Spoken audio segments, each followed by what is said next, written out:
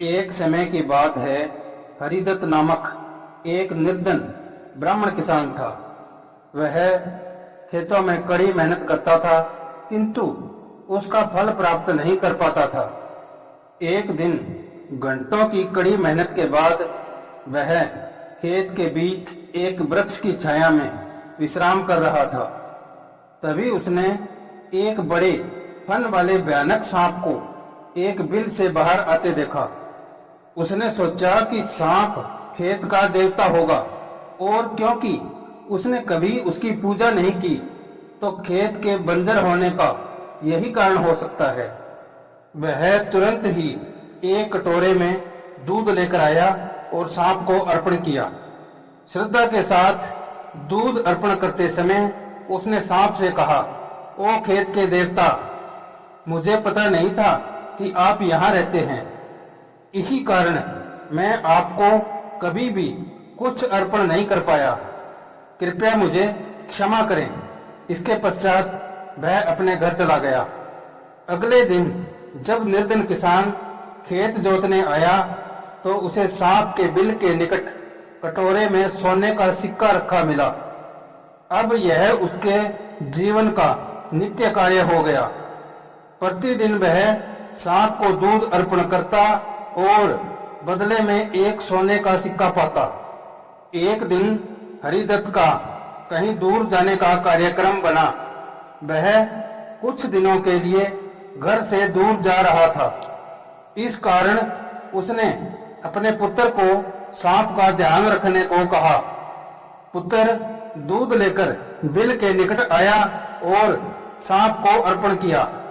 अगले दिन जब वह वापस आया, तो उसे कटोरे में सोने का सिक्का रखा मिला।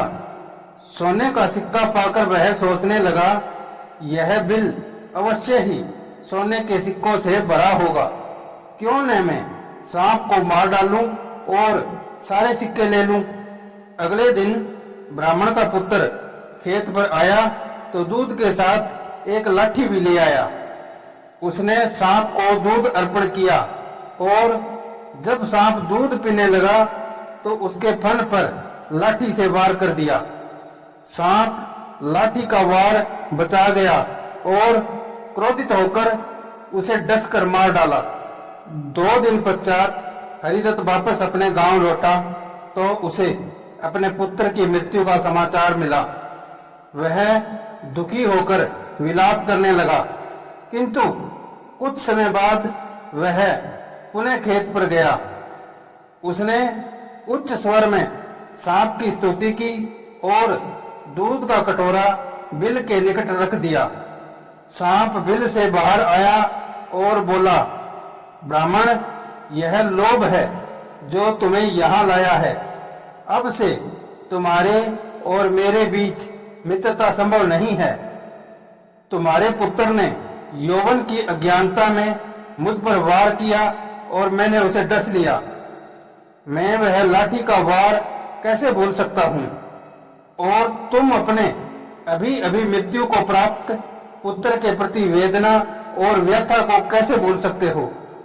बिल में वापस जाने से पहले सांप ने ब्राह्मण को एक मूल्यवान मोती दिया और कहा, प्रेम यदि एक बार टूट जाए, तो स्नेह का दिखावा करने से कदापि दोबारा उत्पन्न नहीं हो सकता।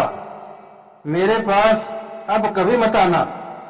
ब्राह्मण ने मोती लिया और अपने पुत्र की मूर्खता पर पश्चाताप करता हुआ घर लौट गया। अनमोल सीख, लोभ विवेक की सभी सीमाओं से परे विनाश पर समाप्त होता है।